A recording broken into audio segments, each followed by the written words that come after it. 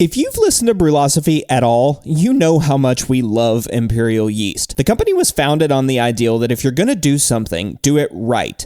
From their Imperial Pitch-Right pouches, packing a whopping 200 billion cells of healthy and viable yeast in each pouch, to their commitment to commercial customers, guaranteeing 10 of their most popular strains are in stock for orders up to 20 liters, or the shipping is free, Imperial Yeast does it right. No more worrying about whether you need to make a starter or propagate your yeast prior to pitching. Imperial Yeast makes it easy for the home brewer and commercial brewer to obtain direct pitches at proper rates when you need it. To place a commercial order or to get more information about everything that Imperial Yeast has to offer, head on over to imperialyeast.com.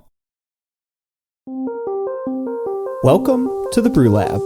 The discovery of new things is always a fascinating aspect of science. Figuring things out or finding something new that's never been seen before can be a lot of fun and can be very rewarding. In brewing, discovering new things like new yeast species can lead to new flavors, new aromas, and even new styles of beer.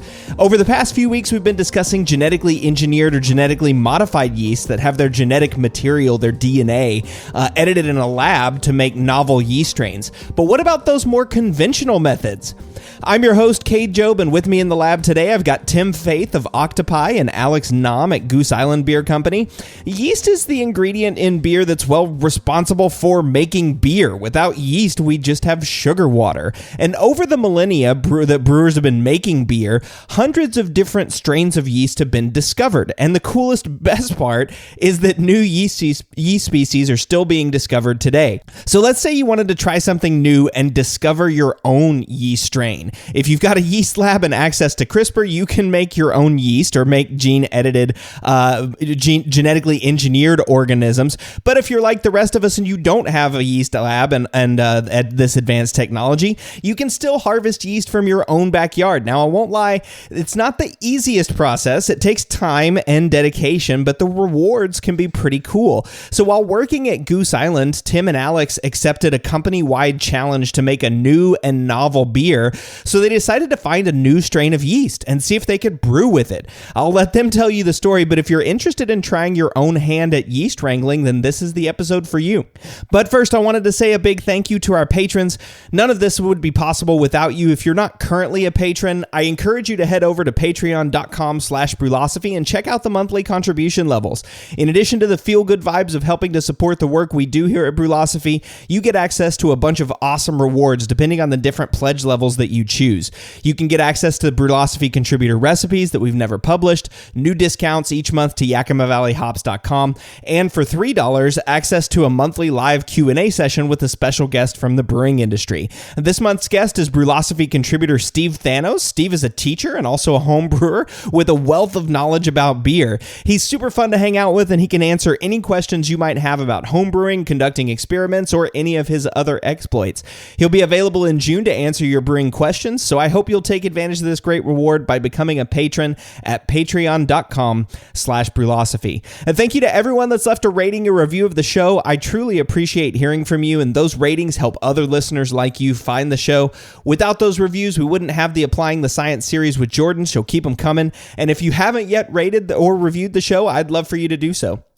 Feedback this week is brought to you by the team at Haas, who are constantly innovating to provide solutions to your brewing problems. We've all had hazy IPAs, and since you're listening to this show, you know that getting a stable haze can be a challenge. Imagine you've brewed this awesome hazy IPA, you added your whirlpool and dry hops, it's looking great while fermenting, and then it drops crystal clear after you crash it. Well, the folks at Haas have you covered. Introducing Hop Haze, their newest brewing product. Hop Haze can be used in post-fermentation to add a stable hazy complexion to beer and other beverages. It's 100% hop-derived, flavorless in beer, and requires no additional mixing before use, and the haze stability is the same as the shelf life of your beer. So if you want to achieve that juicy look in your next hazy IPA, be sure to try Hop Haze, and also check out all of Haas's other innovative products at johnihaas.com. That's John, the letter I, Haas.com. All right, feedback this week is from me. I was at the annual meeting of the American Society of Brewing Chemists last week, where there were a lot of great presentations on the latest trends in brewing science, but one that caught my eye was a talk about the origins of hop creep, be it from microbes or hops. And if you remember back to episode 73 with Dr. Matt Cottrell, we discussed his research on hop creep, where he harvested microbes present on hops and pitched them into beers to see if they would creep, but they didn't. And that ultimately led him down the path to locate genes in hops that actually code for hop creep enzymes. And if you watched the most recent, or well, I guess the the penultimate Brewlosophy show on YouTube, this was one of the most surprising things that I've learned from the Brew Lab. Well, researchers at Point Park University in Pittsburgh, Pennsylvania did a similar study, but this time they tried to control for microbes that might grow in beer. So they used anaerobic conditions to harvest microbes and also used beer media to give them the best chance at survival when pitched into the beer. But just like Matt Cottrell, Dr. Connor Murphy from Point Park also did not observe hop creep from the microbes. So we've got another study with some evidence against the microbe theory, which I found interesting. I'm hoping to get Dr. Murphy on the show to talk about it. But there's also some interesting research coming out of UC Davis looking at maybe this microbe theory. There might be something to it. So I'm interested to get both of these, and I just kind of want to, this is just a short feedback and maybe a short teaser for some future episodes. But while it was fresh and I'm just back from the ASPC meeting, I thought I would share. Anyway, if you nerd out on stuff like this, which you do because you're listening to this podcast, I thought you might find it interesting. I'll be back in a few minutes with Tim Faith and Alex Nham talking about foraging, harvesting, isolating, and screening yeasts.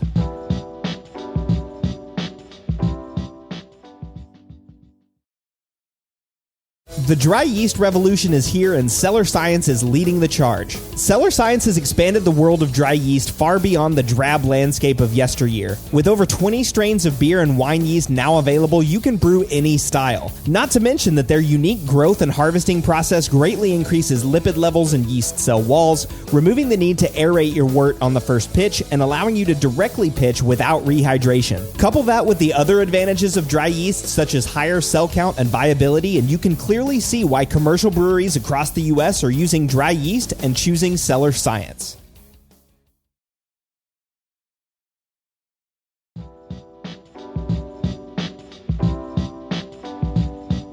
People often ask which Brewlosophy experiments surprise me the most, and my usual answer is water chemistry, because it's interesting to me that those tiny little adjustments can make such a huge difference. But the experiments that are more often significant and perhaps surprise me the least are the yeast comparisons. They're almost always significant, perhaps because of the wide diversity of yeast that can be used in brewing. And if you're interested in exploring yeast flavor and aroma, then you might consider harvesting and using your own yeast strain. With me in the lab today to talk about methods for harvesting, isolating, selecting, and utilizing yeasts for brewing are Tim Faith of Octopi in Waunakee, Wisconsin. I think I got that right. And Alex Nham of Goose Island Goose Island Beer Company in Chicago, Illinois. So welcome to the Brew Lab, y'all. How's it going? Thanks for having us. Thanks for having us, Cade. Oh, man, I'm so excited. So this project was a long time coming, right? I mean, Tim, I think you guys started this back in 2017? Yeah, that's correct. We our kind of proposal happened in early 2017, and then the actual project got going in the end of 2017, and then a lot of the trials and everything in 2018. Yeah, and this happened while you guys were working together in Goose Island, right, Alex? Yep, that's right. Nice. And so who decided, who came up with this project that was like, hey, we should really go like harvest some yeast off of some trees and brew beer with it? Yeah, so Goose had a pretty cool program called Fulton and Wood. It pretty much allowed like freedom of experimentation and creativity amongst the entire company. So teams were broken out into brewers, lab people, the whole marketing, sales side and everything, and everybody kind of got to design and propose a couple different types of beers, and then teams were chosen to kind of see the proposal to the finish line, all the way through recipe creation, brand design, to a kind of a final tapping party. Oh, nice. That's cool. And so I'm guessing one of y'all's was like, well, I mean, I don't know. I'll ask you about that here in a few minutes. But before we do that, I'll ask you which proposal you guys we're gonna do, because I think I know, but I wanna save it for a little bit later. I want to do guest intros first, though. And so Tim, we'll start with you. You are currently the brewing manager brewmaster at Octopi. So how did you get interested in brewing originally? Yeah, pretty interesting story, but probably pretty common across a lot of brewers. But I was pre-med in college and just kind of did a medical internship in Australia. And I really kind of just started taking an interest in beer. My parents gave me a little Pier 1 beer journal, and they told me to stop drinking Everclear and Sangria and to go and drink good beer. So I kind of just made it my secondary goal while I was down there to try every possible beer I could find. So I peel off the labels and stick it in the book and write what I thought about it. Oh my God, that's amazing. Yeah. So I came back and switched majors to microbiology, and it's pretty much been a slippery slope since then. Yeah, working in breweries since then. What a cool idea. I mean, good on your parents to be like, hey, you're going to Australia, just go drink beer while you're there. And Alex, so you are currently quality assurance manager at Goose Island Beer Company, and you had kind of an interesting path getting into brewing too, right? Yeah. Much like Tim, I started off in a different discipline, pretty hard-nosed molecular biology coming out of college. And my first career was in forensic biology in Texas. So I was doing that for a good long time, about 5.5 years, like the whole nine, like CSI and all that. At that time, like craft beer was booming and I was getting into home brewing. And, being myself, I was interested in the science aspect. So my wife at the time, my girlfriend / fiance, kind of urged me to kind of look at it professionally, and I did, and I landed a gig with Goose Island in 2015, just in the quality assurance lab, and I've been there since, and slowly worked my way up to manager of the quality program over there. Nice. Yeah, I love hearing about those stories, right? Where people are doing something like CSI, like forensic biology, right? And then coming and taking that expertise into brewing and yeast. And that's kind of a little bit what we are going to talk about today. You're kind of doing some forensic biology, not necessarily solving a crime, but in figuring out what these yeasts are that you're isolating, right?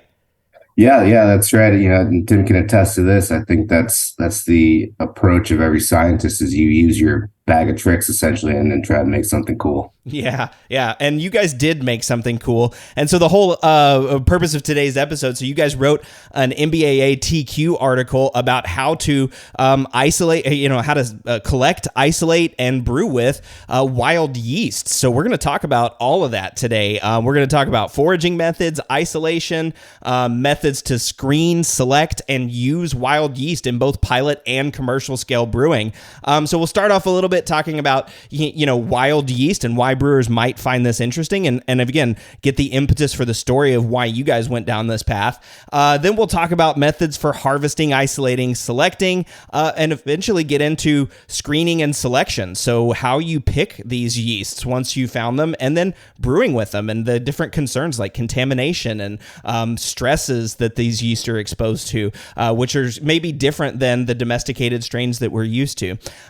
So I wanted to start here. You guys mentioned in the paper that there's this reductionist philosophy of modern brewing, and I love thinking about that. But what did you guys mean when you talked about this reductionist philosophy of modern brewing? Yeah, so I guess up until like modern day, a lot of brewing was traditionally kind of done is kind of like throw everything into the soup and let it do what it needs to do. And then obviously with the kind of emergence of modern science and more formulation, we started kind of getting more perfective and precise on the ingredients that we were using, all the way down to, you saw the highlight of it in the Reinheitsgebot, like really purifying and isolating the specific ingredients that were used to define beer. So that was kind of where we were taking it in the intro, like, hey, everything was very one type of yeast, certain varieties of hops, specific malts and everything. And kind of it was there where we really started to hone in on like true science and formulation of recipes. Yeah. Yeah. And that makes a lot of sense, right? I mean, as people are, when you're throwing everything into the soup, sometimes the soup is good and sometimes it's not, Yeah. And you really can't control if you don't really know what you're doing either. Yeah. If you're changing too many variables at once, you're not going to really be able to learn from each trial and tribulation. Exactly. And I mean, I think the best example that you guys pointed out in the paper is like, look at us now. I think almost, I'd say high 90% of brewers that are brewing beer are using a monoculture beer, right? You're just pitching one yeast and that one yeast is doing everything for the beer. You're not doing mixed cultures or, and that's kind of excluding, I guess, what we would call like, with bacteria and Brett and something. But most brewers aren't using 2 or more yeasts whenever they're doing beer, right? Yeah, exactly. And I think yeast in summation is kind of like the final frontier too, outside of all the RTDs and all the other ingredients you see happening in beverage these days. But I think both Alex would agree and I would agree that like yeast is kind of the most underexplored ingredient that's used in beer. Yeah, and I mean, Alex, to you on this one, you guys point out that like in the article that even though this sort of drive, this reductionist philosophy of brewing actually really expanded our understanding of microbiology, right? Like your first career might not have existed or been as rapid without beer. Yeah. To Tim's point, I think up until, recently, brewers would just look at kind of a menu, for lack of better terms, of potential yeast that they could use, and a fairly limited selection. But now, kind of take that mindset and explore a little bit further into our environment, and really find something that's unique to our local area and kind of local environment, and truly make something unique. Yeah. I mean, and as we see the expansion of craft brewing, right? Brewers are really looking for that thing that makes them unique and makes them differentiated, right? How many IPAs are out there made with Chico right now? I mean, there's got to be hundreds of brands, if not thousands of brands that are made with that strain. And that's not to say that's not a great strain. It absolutely is. But if you're looking for ways to make yourself unique, I relate back to the intro to this where I was talking about brewlosophy experiments. Anytime we do a use comparison, it's almost always significant, which means people are able to tell a difference between beers that are brewed with different yeasts. Okay, so I want to know then, like, how did you guys come up with the idea? So Tim, you sort of mentioned that there was this a challenge inside of Goose Island where different groups made different beers. How did you come up with the idea to do what you did in this study? Yeah, it was actually one of our teammates, Tom Wilmot, who's still at Goose right now. He wanted to kind of go out and do a camping trip and forage for wild yeast. So it was kind of the perfect avenue for kind of proposing like, hey, we want to go down to Shawnee National Forest in southern Illinois and go camping on company dime, but also simultaneously come out with a project that utilizes all pretty much 100% native ingredients to Illinois. And it ultimately resulted in a commercially produced beer. Nice. So like a terroir beer then or something. Exactly. Yeah. Like so really related to Illinois. I mean, that's kind of cool to think about too, that you might be able to do something like this. Just go out into your woods, wherever you are, and harvest something. Yeah. The biggest struggle was obviously like you can get malt, you can get hops in our water, but it was the yeast that was going to take the most effort with this project. Mm-hmm. Yeah, finding a unique yeast to Illinois. Yeah, I can imagine, right? Yeast is everywhere. It's ubiquitous. I mean, I used to live next to Jester King in Austin, and some of their first beers were cultured using a cool ship, right? I mean, and I think a lot of people listening to the show know what cool ships are, but that's kind of just collecting everything, yeast and bacteria and Brett and whatever is wild in the air. It takes a little bit of extra effort to just isolate yeast, right? Yeah, that's where some more traditional microbiology techniques kind of come into play. And as you're referencing, cool ship method and capture everything that's in the air, but we're really trying to take a pointed approach and isolate, one unique yeast local to the state. Yeah. And I mean, you guys were talking or also in the paper too about like all of the exploration that we've got now in yeast. I mean, we're looking at, things like Sourvisier, the GMO yeasts from Berkeley, like Berkeley Tropic, Omega Thiolized, the hybrids from Imperial and Nova Lager, and all these new yeast strains.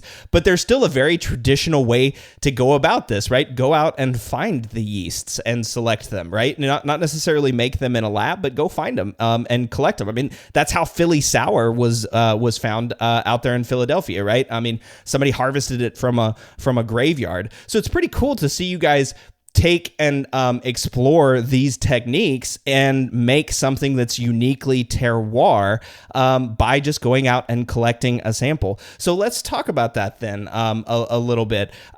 Maybe can you guys give us sort of a quick overview of the process from like start to finish? If you were gonna, you don't have any yeast and then you need to make a beer, right? Like, what's the quick overview of the process? Yeah, so I think we all went into this not really understanding the amount of effort and work it would take to do something like this. I mean, Alex can correct me if I'm wrong, but I think we went into it just kind of going off what we knew and kind of building a series of procedures that we felt would best vet an ideal candidate for making a palatable beer. So we kind of put together brainstorm a couple ideas and kind of settled on what our kind of screening or what our kind of collection process would be. So we went with the traditional like open air agar plates that you saw in like the Dogfish Head Brewmaster show back in 2011 or something. That was an inspiration for me. But I haven't thought about that in a long time. Yeah. we wanted to take it a couple other layers in and kind of theorize that like, hey, what if we used beer? Beer is very inhospitable for a lot of like other contaminants. But if we were to find something that could theoretically positively contaminate beer, then perhaps that would be another candidate. The other selection and cultivation processes were swabbing raw materials. So if there was something larger that we wouldn't be able to kind of collect, we could swab. We did swab slugs. We swabbed a whole bunch of other things too. We also had another collection method of just material, so dry or liquid, basically pipetting or collecting some smaller piece of material. And then we would also take, I believe, pipettes too. So we had a broad range of collection methods that I think we can kind of nod to the success of this project. Yeah. So I want to dig into those collection methods here in just a second, but sort of more from like a high level perspective. You first got to collect the yeast and then figure out how to isolate them, how to pick the yeasts that you want to use or that might move on. Like sort of like it passes this leg of the journey and it's done. It's going to ferment. It's going to do the things that we need it to do in beer. Then you need to like smell through them and make sure that they actually smell great and not like somebody's foot. Although who knows, maybe somebody's foot would be good in a beer. I mean, I don't know. But they at least have the sensory characteristics that you want. And then, of course, you got to brew with them, right? So I think from a high level, that's kind of what you're doing. And I kind of want, everybody to keep that in mind too, right? Is like really you're collecting the yeast, isolating it, making sure it'll grow in beer, making sure it has the sensory aspects that you want, and then brewing with it. And when you think of it from that perspective, it kind of takes away some of the, technical aspects of it. Now, we are going to get down into the weeds because, as Tim said, this does take a lot of work to do and to do it appropriately. But I want to ask this question, and maybe I'll ask this question of you, Alex. How technical do you need to be to do this? Like, do you have to have a biology or microbiology degree to harvest and collect and isolate yeast? No, I wouldn't say so. And with the advent of all the education out there, I think the traditional backgrounds in biology are becoming less and less necessary. But I do think if you are trying to isolate a yeast with our level of discernment, you need to employ kind of certain traditional micro techniques like you should have an agromedia, and you should know a little something about plating and isolation and kind of being able to recognize unique morphologies, things like that. But again, that's not something that's limited to a traditionally trained biologist. No. I think just going ahead and reading this paper, it's going to outline pretty much. We wanted to simplify it down to really anybody could do it. We have those kind of built-in critical control points of like AE, fermentability, pH reduction, stuff like that. But the ultimate driver behind the whole project was sensory. Again, if it's not going to smell good, you're not going to use it. Yeah, exactly, right. It has to have the sensory aspects that you want. And Alex, how long does the whole process take, like from collecting the yeast to brewing a commercial batch at Goose Island? I don't know what the brew house size is at Goose Island, but how long does that take? I laugh because I forget. It was a long time, you know. This was a side project in addition to supporting production, but I think, let's see. The trip was made in, I believe, the fall of 2017. I don't think the beer was released till middle to late of 2018. And you know, in between is when we did of our isolation trials, small batch trials, large batch trials. And yeah, the final product, if I probably had to put a number on it, I don't know, 10 to 12 months, something like that. Does that seem right? Yeah, and I don't know how Alex did it, because honestly, like there was a lot of background lab work in addition to, again, supporting production. So we were, I mean, pretty much for almost 12 months, every week or two, we'd kind of back up and talk about the project and see what the next steps were and see where we were at. It was a long drawn process, but obviously well worth it. Yeah. And all right. So let's dig into the details then a little bit. And so Tim, you mentioned, the collection methods and how you guys wanted to collect in different ways, but that's also because of where you were collecting. Like you mentioned, like using swabs for things that you can't collect, right? I mean, you can't, I guess you could take bark off of a tree, but you can't put a tree on an agar plate and then make it grow, right? Yeah, true. And I mean, especially like we're also in a national forest and everything, so you're not allowed to take anything or destruct anything. So that was kind of the abiding by the local laws, the least invasive method. But being down there in Shawnee was actually the ideal time, because had we gone during the middle of summer, we would have probably been seeing a lot more like mold and other more kind of aggressive bacteria and yeast strains just with the warmer months. We kind of went down when it was starting to cool off at night. It was a little bit more conducive for kind of the variety of microbes that we were looking at, specifically yeast. Yeah, and you mentioned, I guess you can swab anything. You can swab a slug, or if you find some, interesting flowers, you can swab that. You can swab literally anything. Anything. That's amazing. So then, what kind of materials do you need? So swabs, to be able to collect stuff. I'm assuming like test tubes or sterile tubes to put the swabs in. What other things do you need to go out and collect or harvest yeast? Yeah, sterile swabs is a good place to start. 0.9% saline, which is basically a salt solution with a pretty low percentage, is important to get your samples back to your lab. The saline content provides like an isotonic environment for whatever bacteria, your target yeast to survive the trip back from the field to the lab. I'm trying to remember what else. As Tim mentioned, kind of some pre-poured agar plates just to set out and for exposure. As kind of an open net to catch things, and even some beer just poured in a dish and left to sit. Yeah, and the other key there was also preserving, like in addition to having the saline solution, but keeping all the samples cold, so you didn't see like a voracious growth of something else taking over that sample when you were in transport back to the lab. Yeah. And that's a great question. I was just about to ask about like contamination. And because I guess, again, you guys are targeting yeast in this case, but you're probably collecting way more than yeast at this time, right? When you're swabbing, you're collecting whatever's on that tree, and it could be anything, right?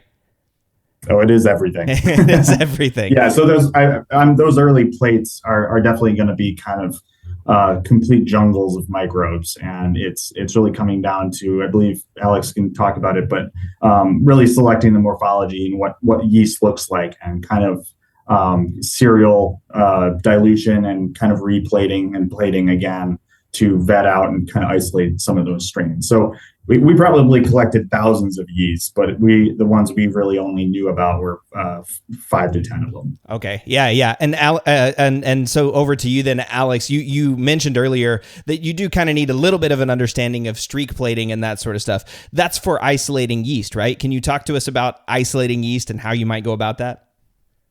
Sure. Yeah. Those first round of weights were absolutely filthy. Just bacteria, mold, yeast, like everything you could even think of. But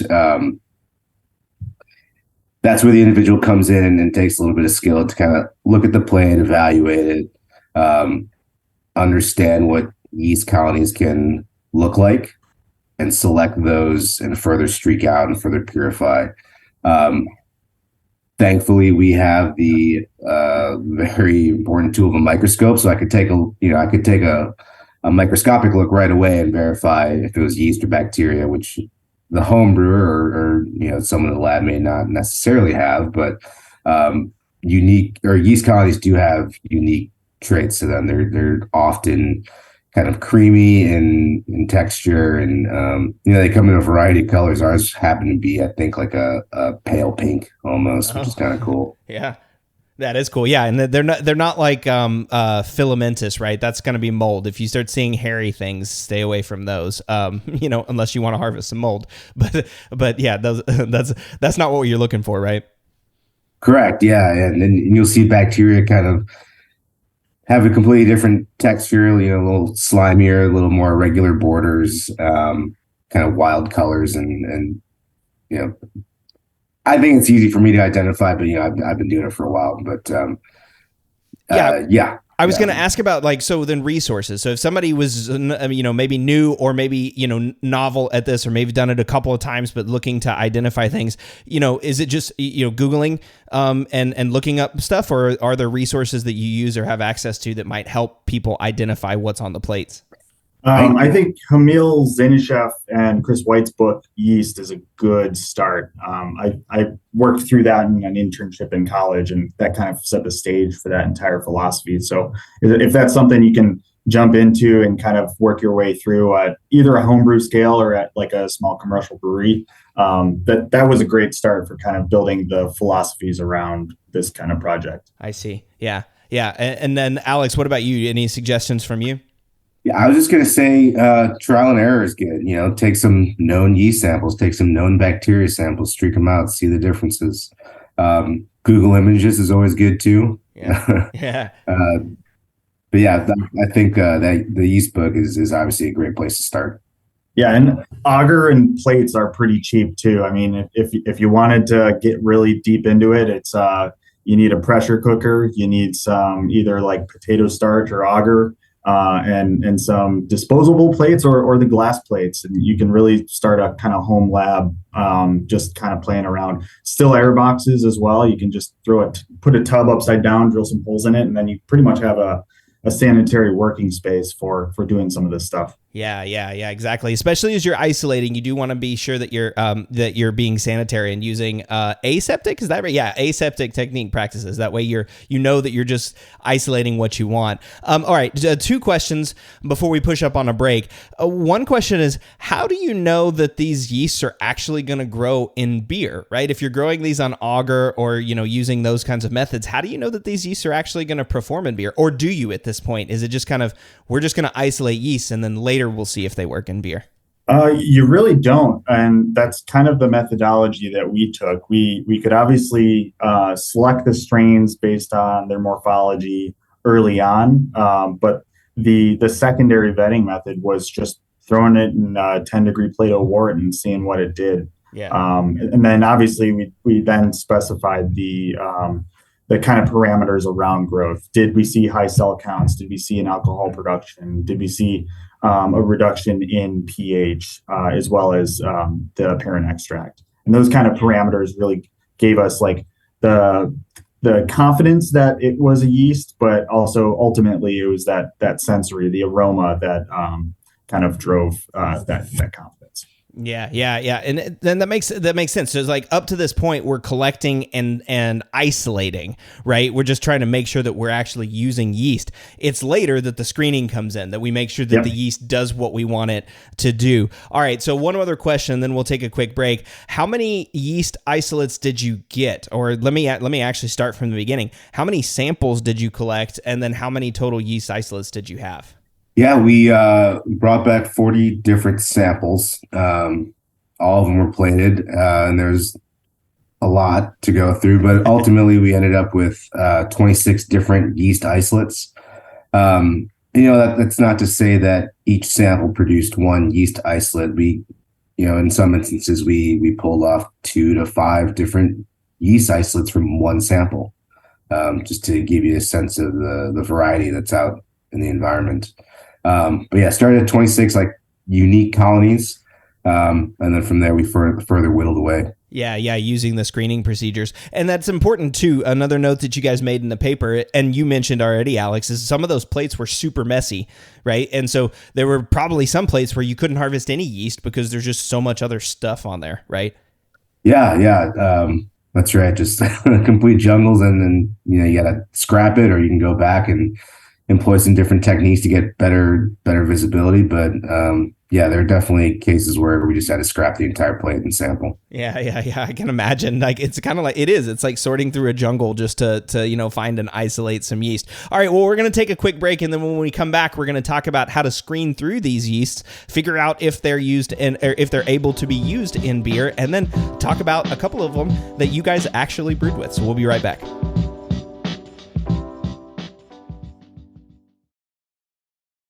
One of the biggest improvements to my brewing practices was the upgrade to stainless steel, and Delta Brewing Systems offers some of the lowest prices on high-quality stainless gear, like the Firm Tank, which holds 8 gallons or 30 liters of wort, comes with a domed lid to reduce the chances of a messy blow-off, and it can hold up to 4 psi of pressure. Delta Brewing Systems also has their own line of brew kettles, as well as one of the lowest-priced all-in-one electric brew systems out there, and their prices are remarkably affordable. If you're in the market for legit stainless gear that won't break the bank, you've got to check out deltabrewingsystems.com. We all know that designing recipes is really fun, and doing it well is so much easier with good software. We at Brewlosophy recently made the switch to Brewfather, and honestly, y'all, we could not be happier. Brewfather utilizes the latest technology to bring you the most robust cloud-based recipe design software that can be accessed anywhere, on your phone, tablet, desktop, and even offline. It also works seamlessly with numerous third-party devices to make it easier to monitor every step of your brew. I know change can be difficult, but trust me when I say you need to go to brewfather.app today to try it out for yourself. That's brewfather.app.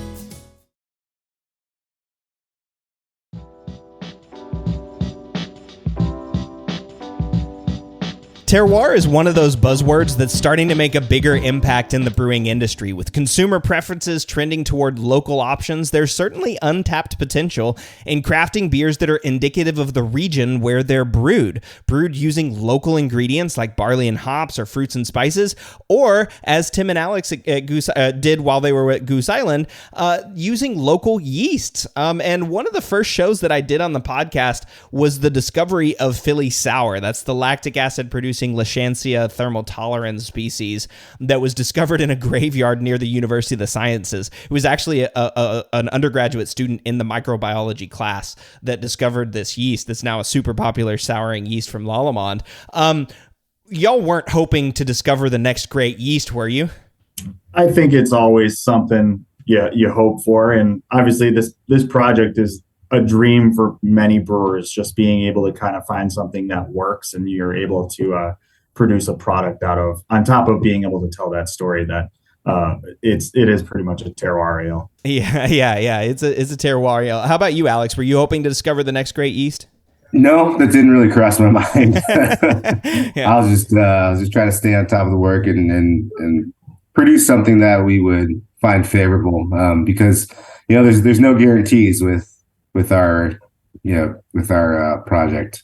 Okay, so one of the first steps then that you guys had to do, to make this terroir beer is grow it up, right? And see if it works in beer. And the way you guys did that, my understanding from the paper, is you put the yeast in around 10 mils of hopped sterile wort at around 10 Plato or 1040, and then incubated it at 28C for 48 hours. And so is that sort of step one screening? Make sure it grows in beer? Yeah, and then that was also like our first prerequisite of making sure that we were on the right track, because we ultimately decided that apart from the phys chem and all the other analytics and everything, if the yeast we found did not smell good, we were not going to use it. So we were able to very quickly narrow down our population and sample size by taking that method. Yeah, that makes sense. And so, of course, after you guys had put these in 10 mil tubes, you guys stepped them up into 100 mil aliquots of hopped sterile wort to make sure and to have enough, I'm guessing, where you could actually like smell through and analyze these yeasts, right? Yeah, we essentially just ripped our internal propagation procedures just to get to a working volume where we could make some sensory sense of these isolates. I should mention it at this point is very important not to drink anything, don't consume anything. We hadn't at this point done any measurements or anything like that, so there's no telling what was in there. We were going strictly on sensory, and as Tim mentioned previously, like that was our main focus with this stage of culling. Yeah, and that's a pretty good place to start too. If you're looking at these yeasts, you've now you've isolated the strains, you put it in beer, you know that it grows in beer, it can actually do something, and then but smell it, right? It doesn't make sense to go all the way through and do all the next stops or steps unless you're actually going to use the beer. You like what it's giving you. So in the paper, you call this drive-by sensory. What are you doing in drive-by sensory, and what are you looking for? Yeah, it's really just that. It's taking a whiff and writing notes about it, and basically we put all that that sensory data together, and we work with Alex and be like, hey, we're going to narrow it down because we don't want the vegetal, we don't want the minestrone soup, we don't want the fusel smoky characters. We want more of like the lemons, the melons, the fruity notes and whatnot. So it's really kind of just like, hey, what yeast candidates had those characteristics and that we would like to put into a final product. Yeah. So like, what did some of them smell like? I mean, some of these yeast isolates, what was the range of smells, or were they all nice and fruity or all over the map? I believe the majority didn't smell like anything, just smelled like wort, okay. Which is good. That self-selects them out. But yeah, I remember some tomatoey smelling isolates, minestrone soup. I remember that. Solventy, kind of sulfur, sink trap type of odors. But the one we ultimately went with was a nice like floral, fruity, nice blend of citrus as well. So you had 26 isolates, and do you recall how many you selected based off of this drive-by sensory? From 26, we worked our way down to 4.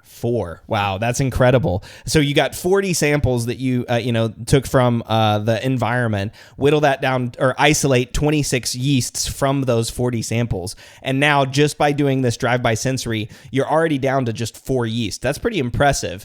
Looking at sensory only, again, aroma only, not tasting any of these yeasts yet. But then you've got to start doing, I think, did you call it phys chem, Tim? Yeah. Basically, we put in these we call them CCPs, critical control points. To again, you're doing a lot with like a biological microbe, so there are some safety concerns in there, both from a health standpoint, toxins and whatnot. So we wanted to make sure what down the road, if we are going to go ahead and drink this, that it held all the key characteristics of being a yeast. Yeah. And that it's also, I guess, doing the things that you want it to do. It's fermenting, it's producing alcohol, it's making, measuring pH and, the all of these other sort of brewing characteristics too, right, Alex? Yeah. At the end of the day, you still want the yeast to act like a yeast. So exactly looking for that metabolism, yeast expression, but also alcohol production and acid production. because that's what yeast do, and that's what makes beer. Yeah, and then also at this time, Alex, you're trying to figure out what yeast you've got too, right? So you're also, I guess, or well, let me ask you this question: are you also running like microbiology tests in the background too to try to like plate them on different media and like look at them under the microscope, look at morphology, and try to figure out what you've got? Yeah, up until this point, we're handling these yeasts kind of with kid gloves on, being very gentle and trying to promote growth. But once we decided to introduce it into our commercial production system process, we have a quality system in place that I need to know how this yeast is going to react with, so that when we begin brewing and producing with it, I know exactly how it's going to react, and I can identify any deviations. And at the same time, just out of curiosity, we, thankfully we have the molecular capabilities at Goose Island as well. So being much more specific and trying to look at the genetics of the yeast and trying to identify that.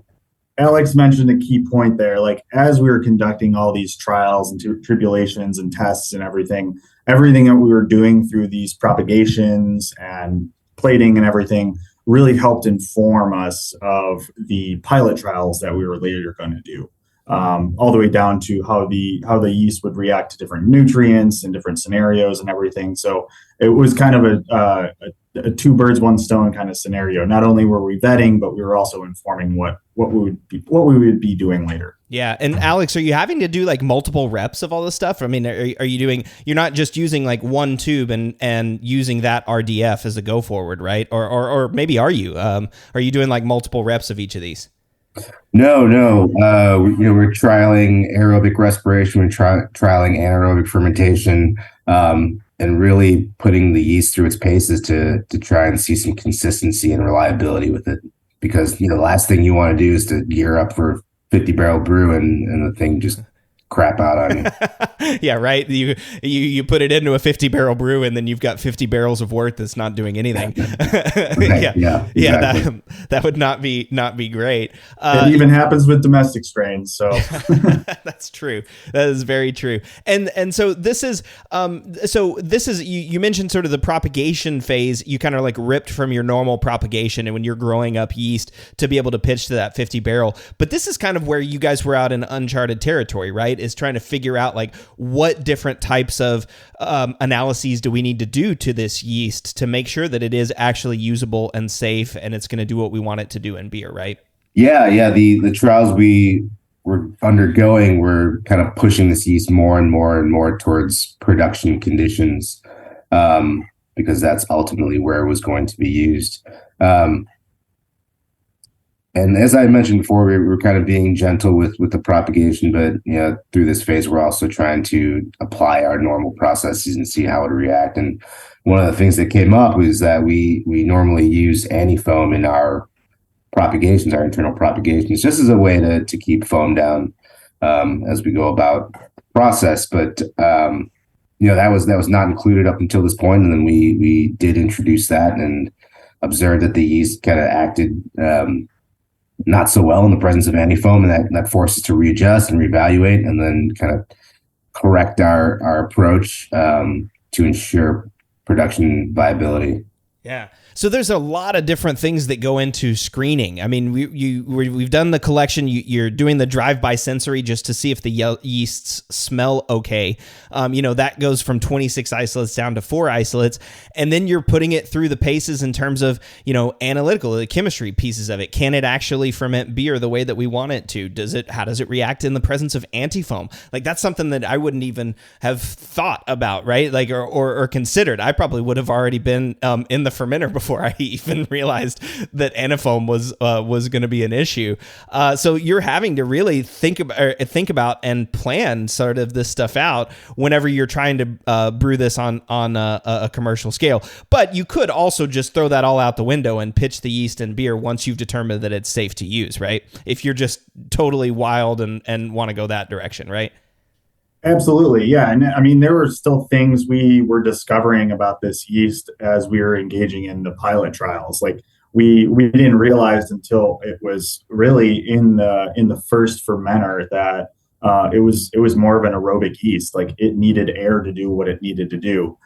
So that helped further inform successive trials that we needed a longer kind of aerobic addition, sterile air or oxygen for a prolonged period of time in order to kick off this yeast in kind of fulfilling its full expression. Yeah. So, all right. So you've already determined now anti-foam is playing a role in it, and it needs increased oxygen. That's another one that was that's interesting to know about that yeast. You can sort of deal with those two pieces of it, but there was another thing that you guys mentioned in the paper that also came up, and that was whenever you got the final yeast isolate that you chose into the fermenter, it didn't completely ferment the wort all the way, right?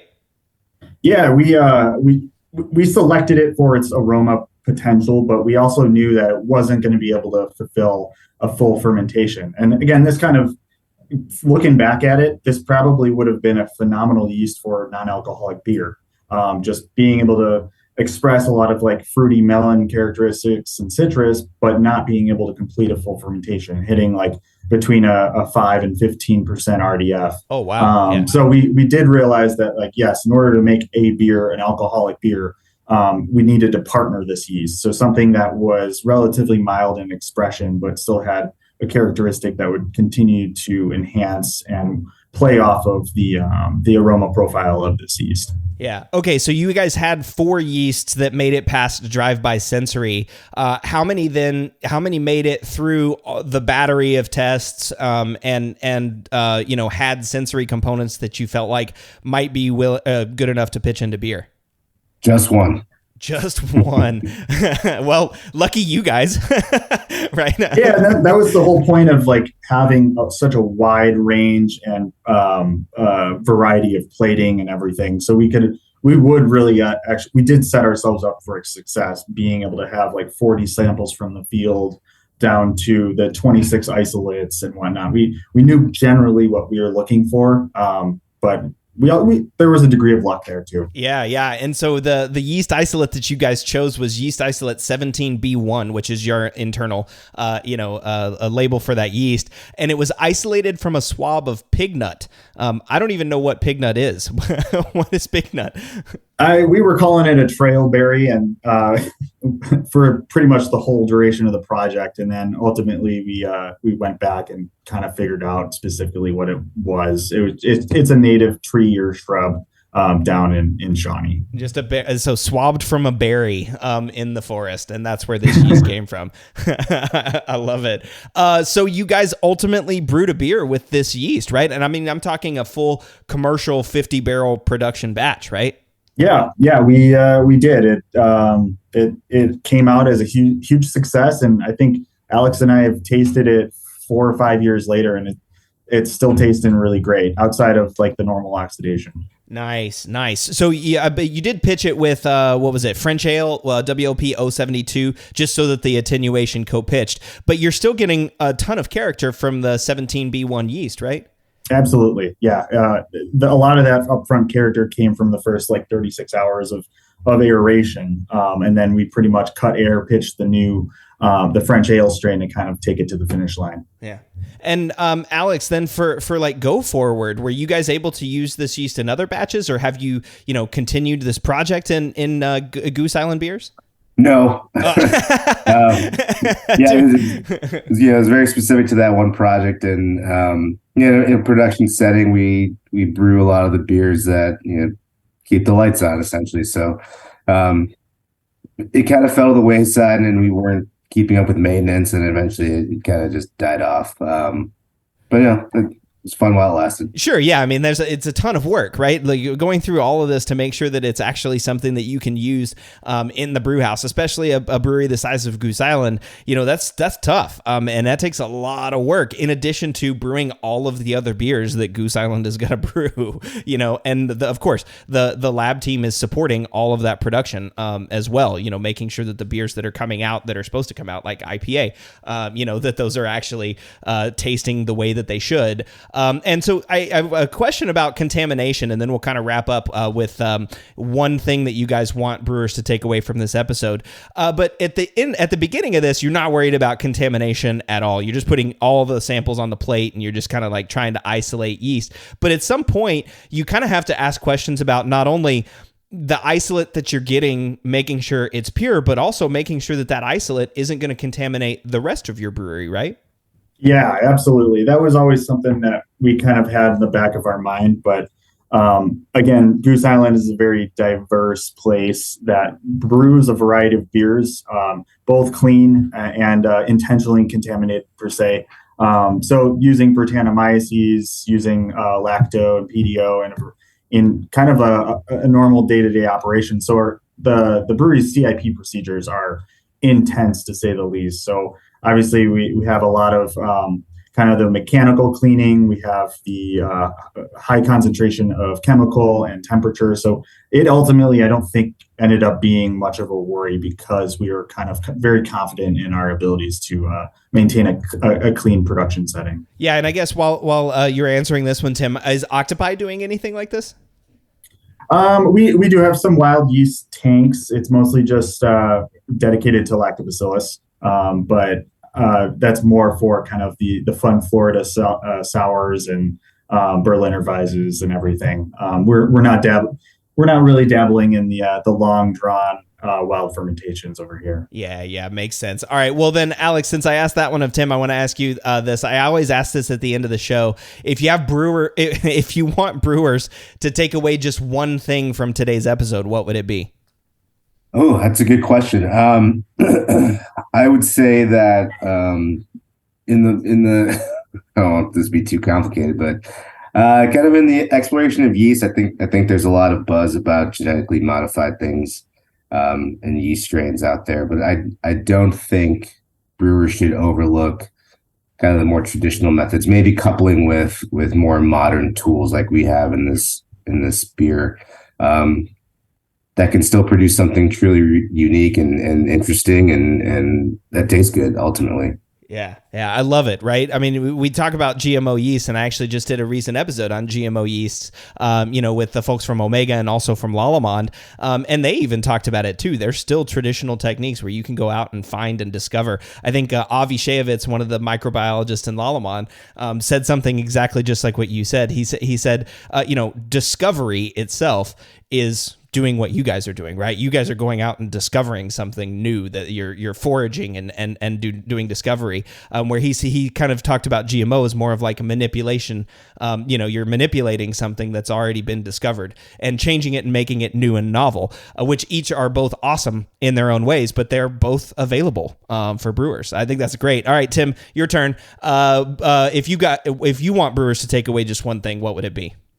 Honestly, Alex took mine. Again, as a brewer, I'm a maker, and I obviously kind of to a degree an explorer. So I do really appreciate that kind of traditional methodology for going out in your natural environment, your local fields and whatnot, and kind of foraging for yeast and taking it into the product. It's kind of a way of storytelling, expressively creating art in the form that we're all familiar with.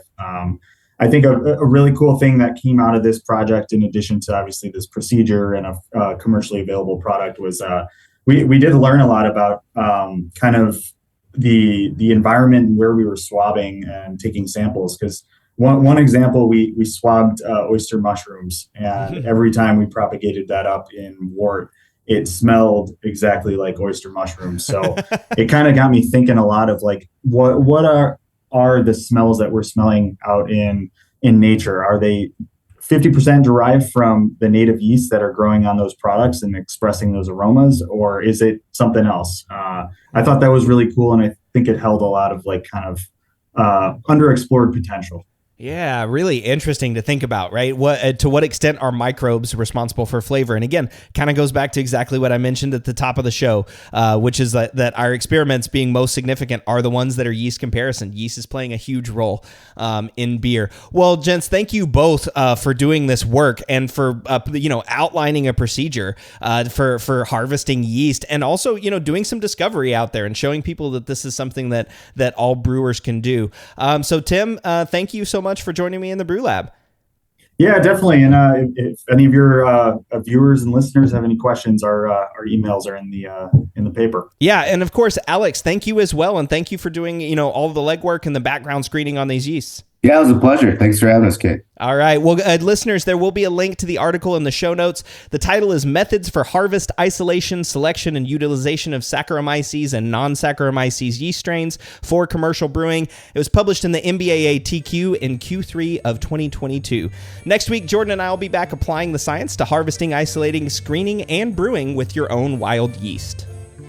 The Brew Lab is a production of Brewlosophy, where they who drink beer think beer. Don't forget to visit brewlosophy.com to read about our weekly experiments and other brewing adventures, and listen to us talk about it on our other show, the Brewlosophy Podcast. Thanks to all of our sponsors and patrons that help make this show possible.